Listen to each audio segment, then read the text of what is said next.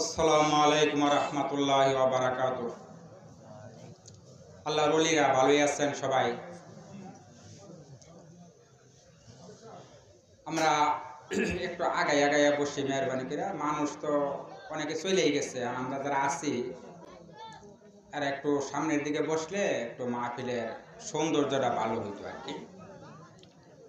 এভাবে বিক্ষিপ্ত অবস্থা না বসে আমরা একটু কষ্ট করি, একটু মুজাহাদা করে আমরা সামনের দিকে একটু আগাইয়া বসি।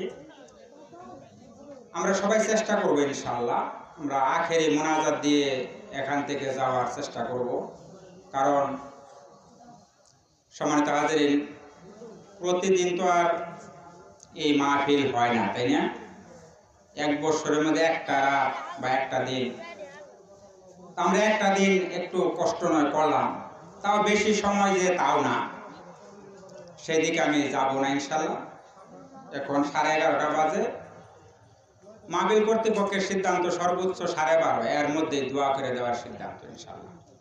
আপনারা 1 ঘন্টা সময় বসতে পারবেন ইনশাআল্লাহ? না আরো আগে দিতাম দোয়া।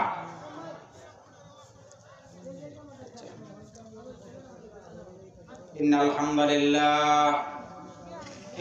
হামদুলিল্লাহ ওয়াস সালাতু ওয়াস সালামু আলা রাসূলিল্লাহ, আম্মা বাদ। আউযু বিল্লাহি মিনাশ শাইতানির রাজীম। বিসমিল্লাহির রহমানির রহিম। ফাকাদ ক্বালা আল্লাহু তাবারাকা ওয়া তাআলা ফি কালামিহিল মাজিদ ওয়া ফি ফুরকানিল হামিদ। আউযু বিল্লাহি মিনাশ শাইতানির রাজীম। বিসমিল্লাহির রহমানির রহিম। ওয়া মান ইয়াবতাগি গায়রাল ইসলামি দীনান ফালাই ইউকবালা মিনহু ওয়া হুয়া ফিল আখিরাতি মিনাল খাসিরিন। ওয়া ক্বালা an-nabiyyu সাল্লাল্লাহু আলাইহি ওয়াসাল্লাম আন আবি হুরায়রা রাদিয়াল্লাহু তাআলা আনহু ক্বালা রাসূলুল্লাহ সাল্লাল্লাহু আলাইহি ওয়াসাল্লাম সাবআতুন ইউযিল্লুহুমুল্লাহু ফি যিল্লিহি ইয়াওমা লা যিল্লা ইল্লা যিল্লু, ইমামুন আদিলুন ওয়া শাবুন নাশা ফি ইবাদাতিল্লাহ, ইলা আখিরিল হাদিস। ওয়া ক্বালা তাআলা ইন্নাল্লাহা ওয়া মালাইকাতাহু ইউসাল্লুনা আলান নবী ইয়া আইয়ুহাল্লাযীনা আমানু সাল্লু আলাইহি ওয়া সাল্লিমু তাসলিমা। আমরা একটু দরুদ শরীফ পড়ি। আল্লাহুম্মা সাল্লি আলা মুহাম্মাদ ওয়া আলা আলি মুহাম্মাদিন কামা সাল্লাইতা আলা ইব্রাহিম ওয়া আলা আলি ইব্রাহিম ইন্নাকা হামিদুম মাজিদ। আল্লাহুম্মা বারিক আলা মুহাম্মাদ ওয়া আলা আলি মুহাম্মাদিন কামা বারাকতা আলা ইব্রাহিম ওয়া আলা আলি ইব্রাহিম ইন্নাকা হামিদুম মাজিদ। একটু জিকির করি। লা ইলাহা ইল্লাল্লাহ, লা ইলাহা ইল্লাল্লাহ, লা ইলাহা ইল্লাল্লাহ, লা ইলাহা ইল্লাল্লাহ। আল্লাহর জিকির করিবে যারা, আল্লাহর প্রিয় হবে তারা, আল্লাহর প্রিয় হবে যারা, জান্নাতে প্রবেশ করবে তারা। লা ইলাহা ইল্লাল্লাহ, লা ইলাহা ইল্লাল্লাহ, লা ইলাহা ইল্লাল্লাহ, লা ইলাহা ইল্লাল্লাহু মুহাম্মাদুর রাসূলুল্লাহ। সকলে পড়ি সাল্লাল্লাহু আলাইহি ওয়াসাল্লাম। বাইতুন নূর জামে মসজিদ ও যুব সমাজের উদ্যোগে আয়োজিত আজকের এই ইসলামী মহা সম্মেলনে আমার পরম শ্রদ্ধেয় উস্তাজুল আসাতেজা, পরম শ্রদ্ধেয় মাতার মুকুটতুল্য সভাপতি, উপস্থিত উলামায়ে কেরাম, আমার সামনে উপবিষ্ট ইসলামের ধারক বাহক মুসলমান ভাইয়েরা, আমার পর্দার অন্তরালে আলেমান মা ও বোনেরা, সবাইকে আবারও আমি সালাম দিতেছি। আসসালামু আলাইকুম ওয়া রাহমাতুল্লাহি ওয়া বারাকাতুহু। সম্মানিত হাজিরিন, আল্লাহ রাব্বুল আলামিন আমাদেরকে এই মাহফিলে আসা বসা, দিনের কথা শোনার সুযোগ দিয়েছেন। তাতে আমরা বেজার না খুশি? খুশি? কম না বেশি? আমরা অন্তর থেকে তাইলে একটু আল্লাহর দরবারে শুকরিয়া আদায় করি। সবাই বলি আলহামদুলিল্লাহ, আরো জোরে বলি আলহামদুলিল্লাহ। রাব্বানা লাকাল হামদ হামদান কাসীরান তয়্যিবান মুবারাকান ফীহি ইয়া রাব্বি লাকাল হামদু কামা ইয়ানবাগি লি জালালি ওয়াজহিকা ওয়া আযীমি সুলতানিক। আমরা প্রশংসা করলাম কার? খুশি হয়েছে কারা? বেজার হয়েছে কারা? শয়তান। ঠিক আছে, আল্লাহর প্রশংসা করলে আল্লাহ খুশি যেমন হন তেমন বেজার হয় শয়তান। কারণ আল্লাহর প্রশংসা করলে শয়তানের গায়ের মধ্যে ফায়ার সৃষ্টি হয়। ফায়ার মানে আগুন জ্বলে, আগুন। বাবাজিরা, এখন তো রাত 11:30টার উপরে ঘুমেরও প্রয়োজন আছে। হাদিসের ভাষায় আল্লাহ রাব্বুল আলামিন পরিষ্কার কোরআন শরীফের মধ্যে ইরশাদ করছেন, ওয়াজআলনাল লাইলা লিবাসা ওয়াজআলনান নাহারা মাআশা। রাত্রিটা দিছি তোমাদের ঘুমানোর জন্য, আর দিনটা দিছি তোমাদের কামাই করে খাওয়ার জন্য। কার কথা?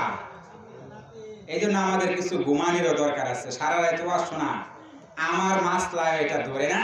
এই জন্য আমি আপনাদেরকে বেশিক্ষণ বিরক্ত করবো না ইনশাআল্লাহ। তবে আমরা যারা আছি ইনশাআল্লাহ এরা একটু আখেরি মুনাজাত দিয়ে যাওয়ার চেষ্টা করবো তো ইনশাআল্লাহ, তাই না? আল্লাহ আমাদেরকে সেই তৌফিক দান করুন। সবাই বলে আমিন। সম্মানিত হাজিরিন,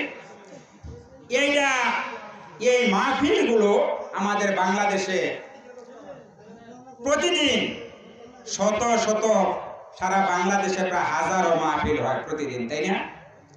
এই মাহফিলগুলি আমাদের কিসের মেসেজ দিচ্ছে বা কিসের বার্তা দিচ্ছে আমরা তা জেনে নেই। হাদিসের ভাষা আসছে, এই মাহফিলগুলিকে বলা হয়েছে রাউজাতুম মির রিয়াজিল জান্নাহ, অর্থাৎ this is the garden of haven. এইটা হলো বেহেশতের বাগান। জুড়ে কোন সুবহানাল্লাহ। এই বেহেশতের বাগানের মধ্যে বৈশা আমরা জান্নাতি বান্দা আমরা দাবি করতে পারি না? আমরা কি জান্নাতি বান্দা? কুরআন শরীফের মধ্যে আল্লাহ পরিষ্কার বলে দিয়েছেন, মা ইয়ালফিযু মিন কাউলিন ইল্লা লাদাইহি রাকিবুন আতীদ। এই যে আমার সার বসা পাশে আল্লাহ পাক কোরআন শরীফে এই যে সার বসা, আল্লাহ কোরআন শরীফে কি বুঝাইতেছেন? এমন কোন কথা বান্দা মুখ থেকে উচ্চারণ করে না যে কথাটা আল্লাহ রাব্বুল আলামিন দুইজন সম্মানিত ফেরেশতার মাধ্যমে লিপিবদ্ধ করে না রাখতেছেন। সুবহানাল্লাহ। আমি যা বলতেছি, যা করতেছি সবে আল্লাহ রাব্বুল আলামিন ডায়েরি করে রাখতেছেন। সুবহানাল্লাহ। টু অনারেবল রাইটার্স আর writing what we do every day life. আমরা আমাদের প্রতিদিন জীবনে যা কিছু করতেছি আল্লাহ সব কিছু দুইজন রাইটারের মাধ্যমে, সম্মানিত ফেরেশতার মাধ্যমে লিপিবদ্ধ করে রাখতেছেন। ইন্না আলাইকুম লাহাফিজিনা কিরামান কাতিবিন। দুইজন রাইটারের নাম কি আপনারা জানেন না? কিরামান কাতিবিন। আজকে আপনাদেরকে একটা সঠিক তথ্য দিয়ে একটু খেয়াল করে শুনেন। ফেরেশতার নাম কিরামান কাতিবিন না। কিরামান আরবি শব্দ অর্থ হলো সম্মানিত, কাতিবিন শব্দের অর্থ হলো দুইজন রাইটার মানে লেখক। তাহলে অর্থ হলো সম্মানিত দুইজন লেখক। ফেরেশতার নাম কিরামান কাতিবিন না, সম্মানিত দুইজন রাইটার। আমরা যা কিছু করতেছি সব কিছু আপনার সম্মুখে, আপনার সামনে সব কিছু রেকর্ড করতেছে, কিন্তু আমরা তা দেখবার পাইতেছি না।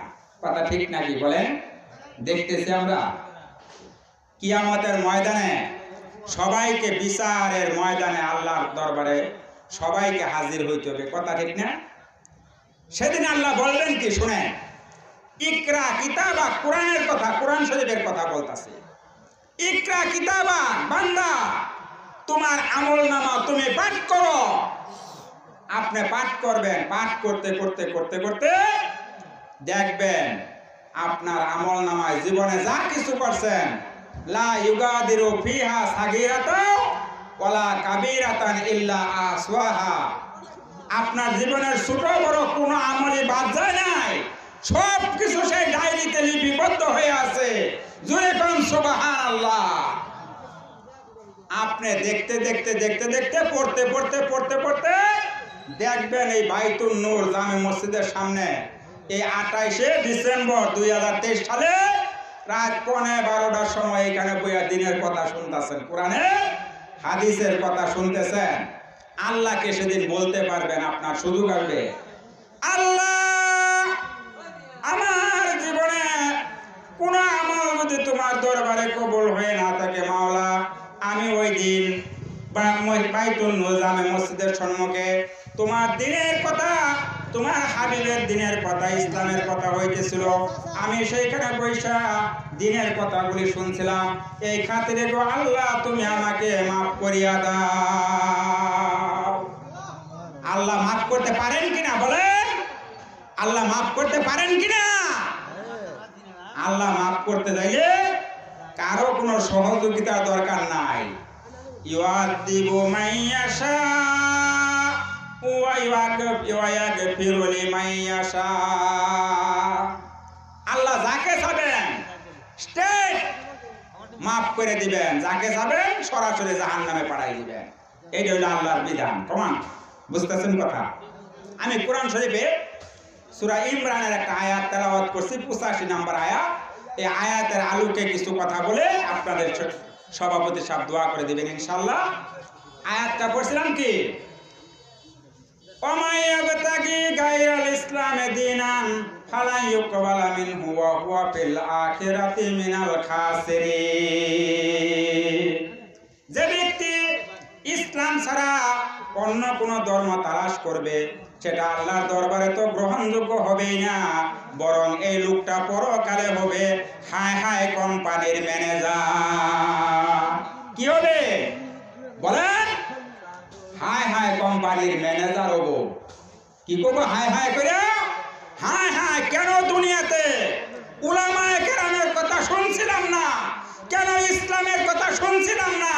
কোরআনের কথা কেন শুনছিলাম না? হাদিসের কথা কেন শুনছিলাম না? এইভাবে আফসোস করবে বান্দারা। আফসোস করলে ওই দিনের আফসোস বাবাদের কাজে লাগবে বলেন? ওই দিনের আফসোস কাজে লাগবে? কোরআন শরীফে আল্লাহ কথাগুলি কত স্পষ্ট করে জানাই দিয়েছেন। লাউ কুন্না নাসমাউ আও নাকিলু মা কুন্না ফি আসহাবিস সাইর।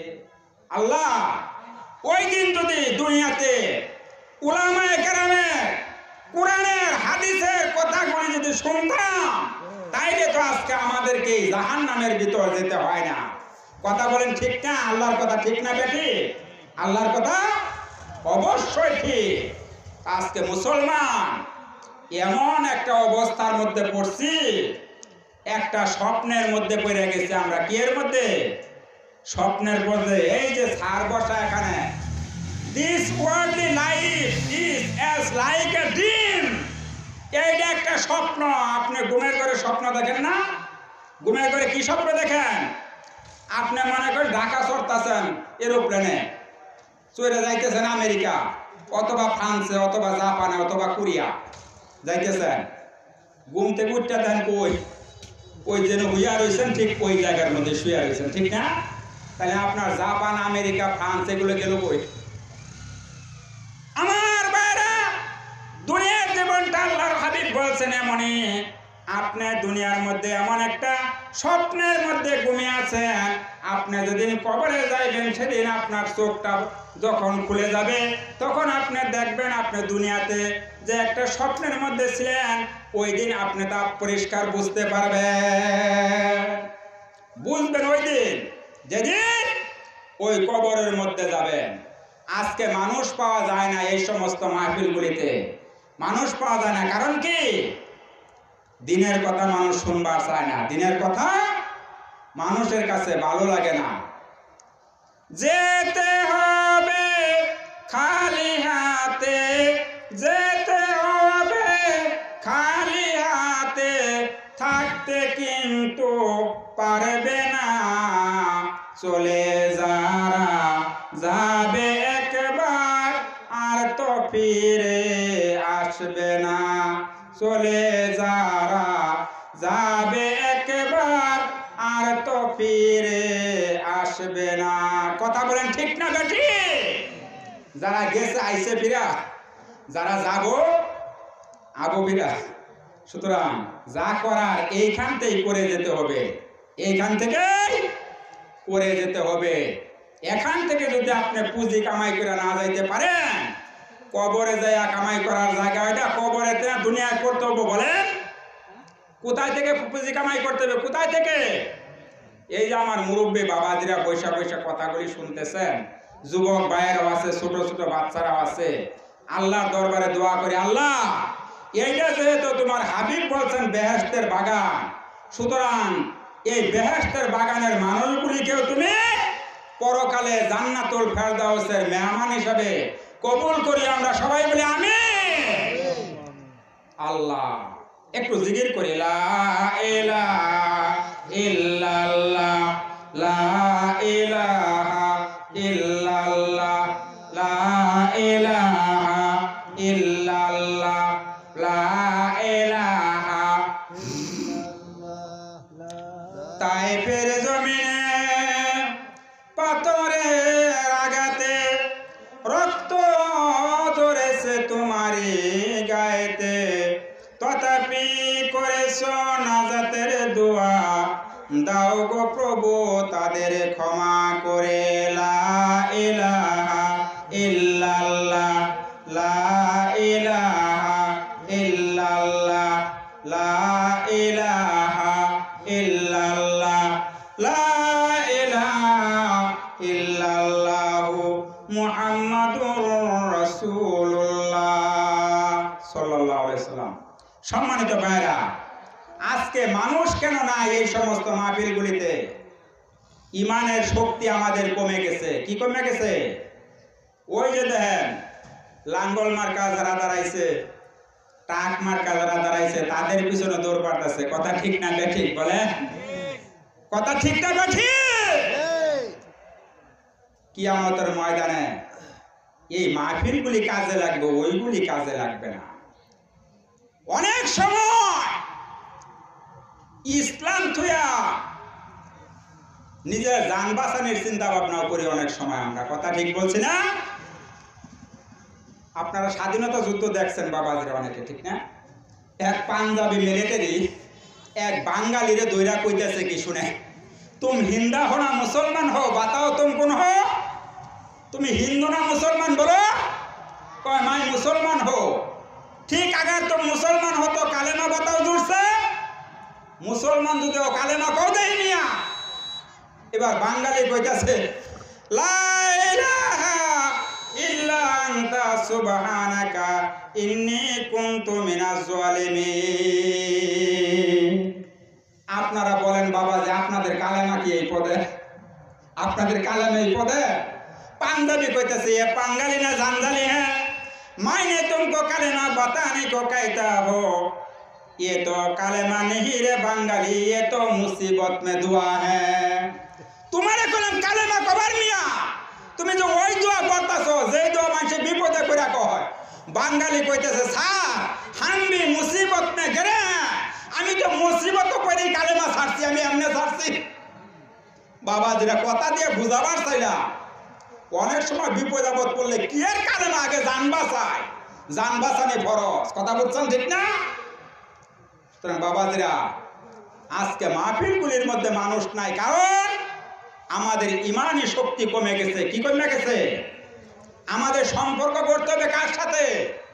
বলেন কার সাথে সম্পর্ক করতে হবে? সকল প্রশংসার মালিককে বলেন, অল প্রেজ ডিউ টু আল্লাহ।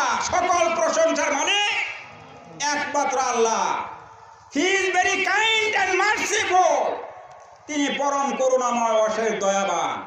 কিয়ামতের ময়দানে আপনাকে ইচ্ছা করলে মাফ করতে পারবে, আবার ইচ্ছা করলে জাহান্নামেও দিতে পারবেন। কথা ঠিক না বেটি? He is the master of the day of judgement.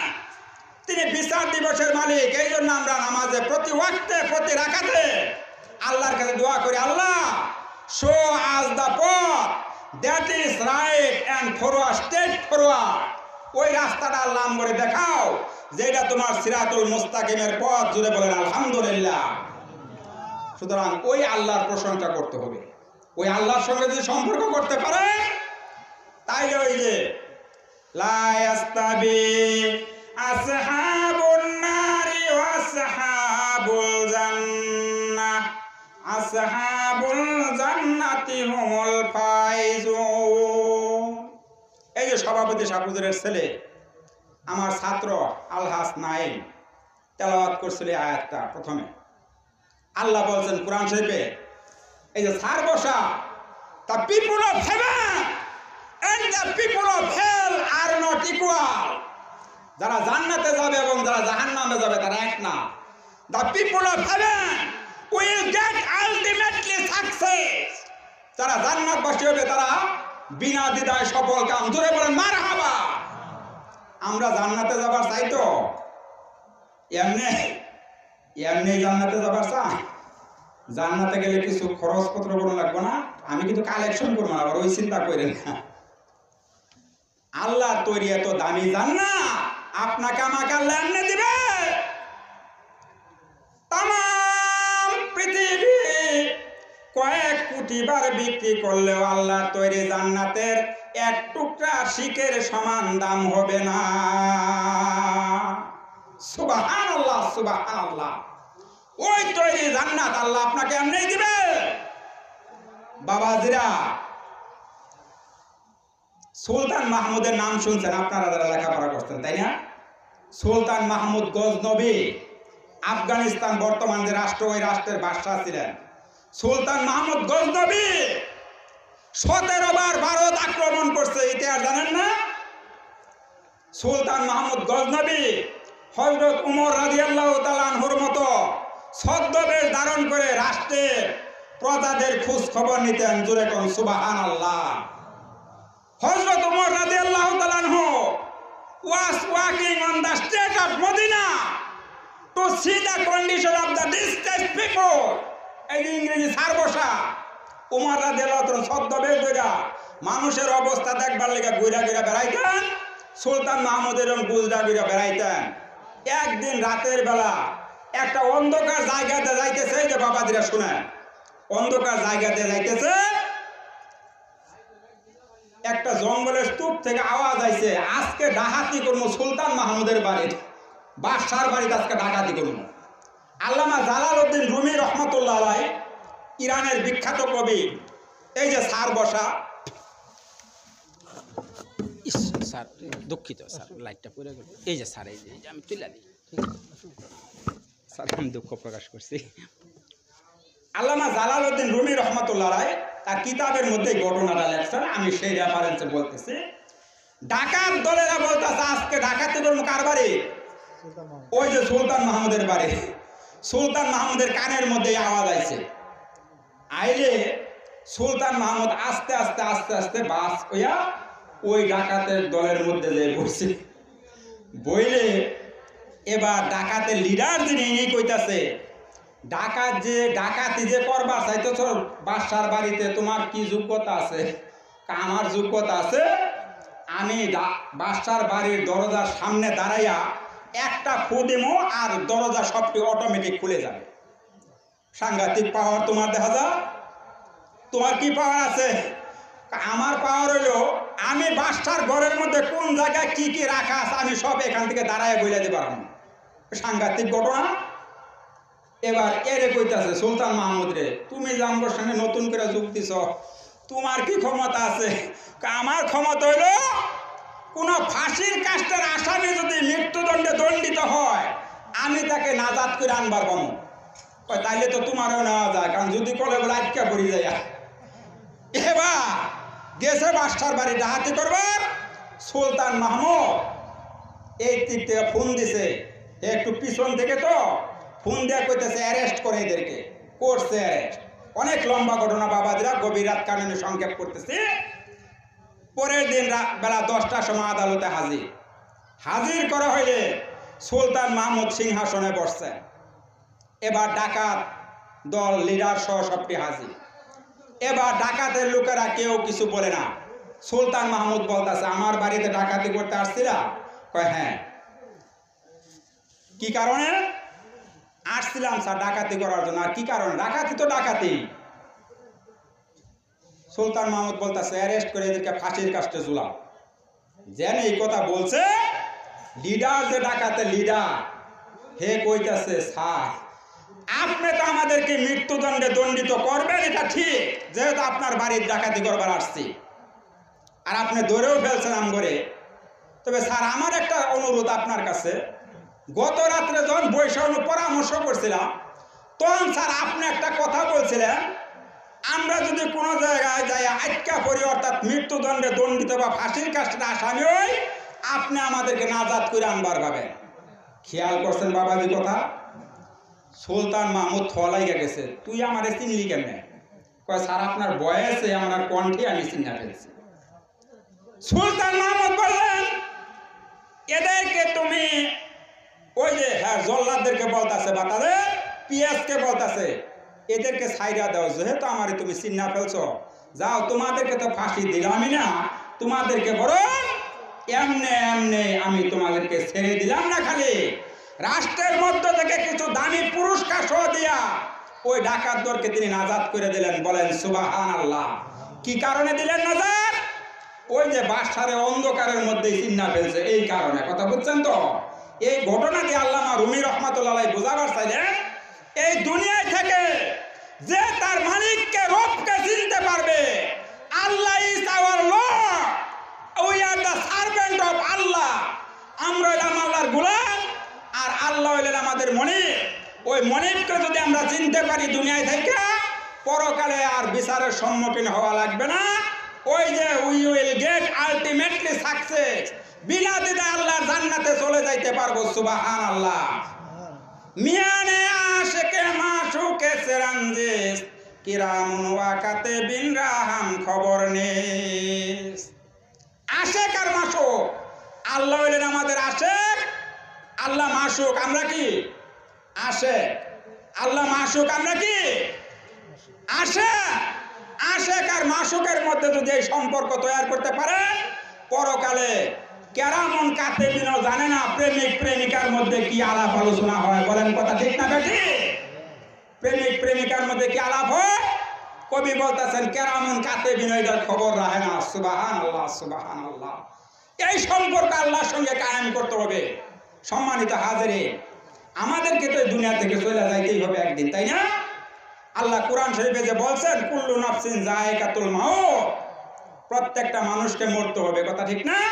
যেহেতু ম্যান ইজ মর্টাল, প্রত্যেককে মাস্ট বি ডাই, মরতেই হবে। নাকি থাকা যাবে দুনিয়ায়? থাকা যাবে? हम सब हम मुसाफिर हैं, कब्र आखिर ठिकाना, कोई आगे रवाना है, कोई पीछे रवाना। দাদা গেছে, বাপ গেছে, আমাদেরকেও যাইতে হবে নাকি যাবে না? বলেন, হবে? যাইতে হবে, যাওয়া লাগবে আল্লাহর দরবারে। বাঁচা যাবে বাবাজি? বলেন, বাঁচার উপায় আছে? বাঁচবার পাইতেন একজন, তিনি হইলেন রাহমাতুল লিল আলামিন, ওই নবীর পয়গাম্বর উম্মত আমরা। এই পৃথিবীতে আল্লাহ 5 জন বিশিষ্ট পয়গাম্বর পাঠাইছেন। একজন হলেন হযরত নূহ আলাইহিস সালাম, এদের দায়িত্ব বা মিশন ছিল সাংঘাতিক বেশি। একজন হযরত ইব্রাহিম আলাইহিস সালাম, একজন হযরত মুসা আলাইহিস সালাম, একজন ঈসা আলাইহিস সালাম, আর একজন হলেন, বলেন আরেকজন কে? আরেকজন কারা? আমাদের বিশ্বনবী। এই কথাটা বলতে পারলেন না? আমাদের বিশ্বনবী জনাবে মুহাম্মদুর রাসূলুল্লাহ সাল্লাল্লাহু আলাইহি সাল্লাম, এই 5 জন বিশিষ্ট পয়গম্বরকে আল্লাহ বড় বড় মিশন দিয়ে দুনিয়ায় পাঠাইছিলেন। ওমা আরসালনাকা ইল্লা রাহমাতাল লিল আলামিন, এই ঘোষণা শুধু আমাদের নবীর ক্ষেত্রে আল্লাহ দিয়েছে, আর কোনো পয়গম্বরের ক্ষেত্রে দেয় নাই। O my holy prophet, I have sent you as a mercy in this universe. এই পৃথিবীতে তোমাকে আমি দয়ার সাগর হিসেবে পাঠাইছি। জোরে কোন সুবহানাল্লাহ। ওই নবীর উম্মত আমরা বাবাজিরা, ওই নবীর উম্মত। পরকালে তিনি আগে জান্নাতে যাবেন, তারপরে যাবে অন্য নবী এবং তার উম্মতরা। আমি মাঝে মধ্যে বাবাদের এই কথাটা বলি, আপনাদের কি কষ্ট হইতেছে? খুবই কষ্ট। দোয়া করে দিব, এই আল্লাহর রক্ষণের মধ্যে দোয়া করে দিব।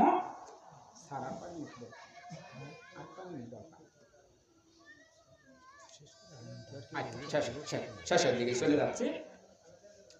এই নবী, বুখারী শরীফের হাদিস আসছে, ইন্নাল জান্নাতা হুররিমাত আলাল আম্বিয়া হাত্তা আদখুলাহা। নবী বলেন, আমি বিশ্ব নবী যতক্ষণ বেহেশতে না যাব এবং আমার উম্মত যতক্ষণ বেহেশতে না যাবে, অন্য নবীদের উম্মত এবং নবীদের জন্য জান্নাত হারাম। সুবহানাল্লাহ, সুবহানাল্লাহ। আপনারা ইদ্রিস আলাইহিস সালামের নাম শুনছেন? ইদ্রিস পয়গম্বরের শুনছেন না? শুনছেন না? আল্লাহ রাসূল যখন মেরাজে যান, চতুর্থ আসমানে ইদ্রিস নবীর সঙ্গে আল্লাহর হাবিবের সাক্ষাৎ হয়েছে। আল্লাহ রাসূল প্রশ্ন করছে ইদ্রিস নবীকে, ইদ্রিস নবী, আপনি খালি বেহেশতের বাইরে বাইরে ঘুরেন, ভিতরে যান না কেন? আল্লাহর হাবিব প্রশ্ন করছে ইদ্রিস নবীকে, আপনি খালি বেহেশতের বাইরে বাইরে ঘুরেন, ভিতরে যান না কেন? ইদ্রিস নবী উত্তর দিচ্ছে কি দেখেন, ইয়া রাসূলুল্লাহ, আমি তো বেহেশতের মধ্যে ঢুকতে চাই, বেহেশতের যেই দরজার মধ্যে আমি টুক্কা দেই, ভিতর থেকে আওয়াজ আসে কে? আমি বলি ইদ্রিস নবী। বলে গো ব্যাক ইদ্রিস নবী, ফিরে যান, ফিরে যান। জান্নাতের এই রুমটা আল্লাহ রাব্বুল আলামিন আখিরি জামানার পয়গম্বর বিশ্ব নবীর উম্মতের জন্য রিজার্ভ করে রাখছে। এই জন্য হুজুর আমি জান্নাতের ভিতরে ঢুকবার পাই না। কিতাবে আসছে ইদ্রিস নবী সারা বছর রোজা রাখতেন, সারা বছর। ইফতারের সময় হইলে জিবরাইল আলাইহিস সালাম বেহেশত থেকে ইফতার গুলো নিয়ে ইদ্রিস নবীর সামনে হাজির করতেন। সুবহানাল্লাহ। একদিন আজরাইল আলাইহিস সালাম কইতেছে, আল্লাহ তুমি যদি আমার একটু পারমিশন দিতা, ইদ্রিস নবীর সঙ্গে দেখা করবার যাইতাম। আল্লাহ কয়, তুমি যখন দেখা করবার চাও যাও। আইসে আয়া টুক্কা দিছে ঘরের দরজার মধ্যে। ইদ্রিস নবী জবাব দিছে, কে? মানজা, কে আইছো? আমি আজরাইল। আজরাইল, আমার হায়াত শেষ না হুজুর। কে লেগে আইছো? কইছে আমরা আপনার সঙ্গে দেখা করবার লেগে আইছি। চিন্তা করে, আমার সঙ্গে দেখা করবা? 3 কন্ডিশন, 3টা শর্ত আছে আমার সঙ্গে দেখা করতে হলে, 3টা শর্ত। চিন্তা করেন, আজরাইলের উপরে পয়গম্বরের শর্ত জুড়াই দিছে। চিন্তা করছে, আজরাইলের উপরে শর্ত জুড়াই দিছে। বিশ্ব নবী যখন দুনিয়া থেকে বিদায় নেন, আয়া সালাম দিছে ঘরের বারান্দা বা ঘরের বাইরের দরজার মধ্যে দাঁড়াইয়া, অর্থাৎ আমরা বাইরের গেট যেটারে কই, সালাম দিছে। আল্লাহ রসুল ফাতেমা রাদিয়াল্লাহু তাআলা আনহাকে বলেন, ফাতেমা দেখো তো কে সালাম দিল।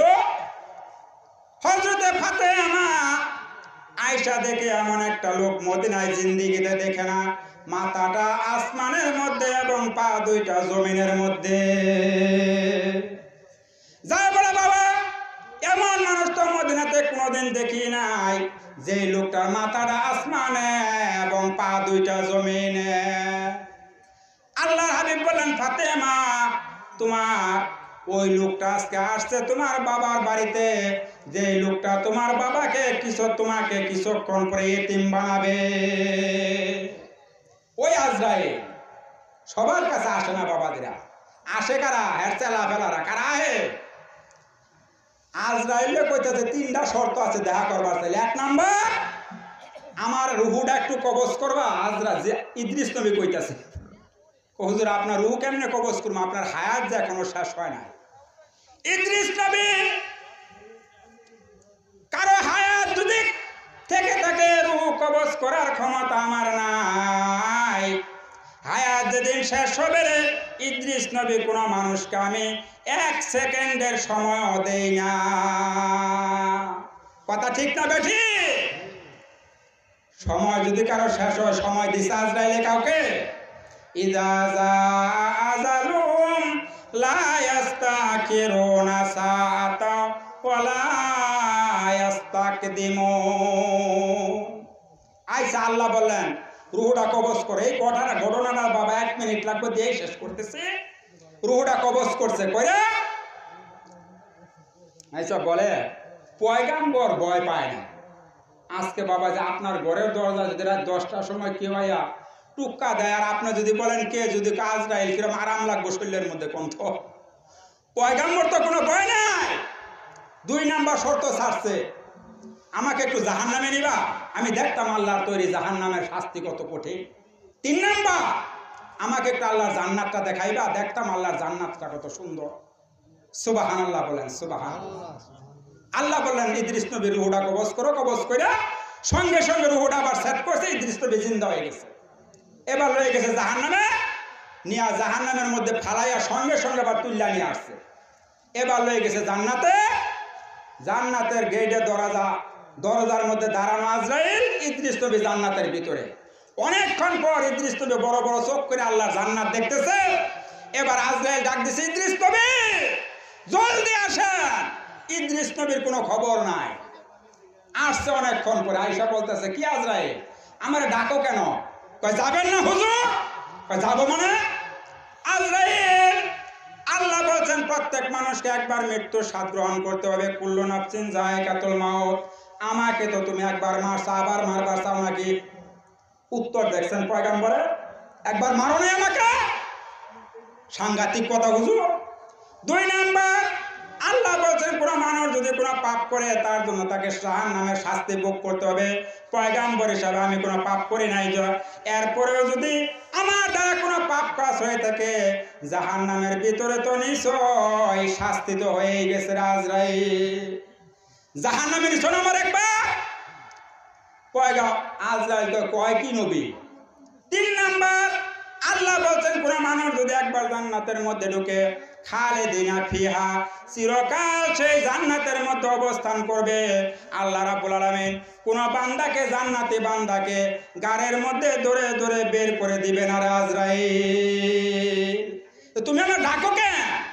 এবার আল্লাহকে বলছে আল্লাহ আমি কি করব? আল্লাহ সঙ্গে সঙ্গে নোটিশ করলেন, আজরাইল গো ব্যাক, ফিরে যাও ফিরে যাও। ইদ্রিস নবীর ভাগ্যে আমি আল্লাহ এটাই লিখে দিয়েছি। জুড়ে কোন সুবহানাল্লাহ। সম্মানিত হাজরিন, কথা বলার উদ্দেশ্য হইল ইদ্রিস নবীর ক্ষেত্রে এটা এক্সেপশনাল ব্যাপার, এটা আলাদা বিষয়, স্বতন্ত্র বিষয় এটা। কিন্তু সবার আগে জান্নাতে যাবে আমাদের নবী এবং তার উম্মতেরা, এবং তারপরে যাবে অন্যান্য নবী এবং তার উম্মতেরা।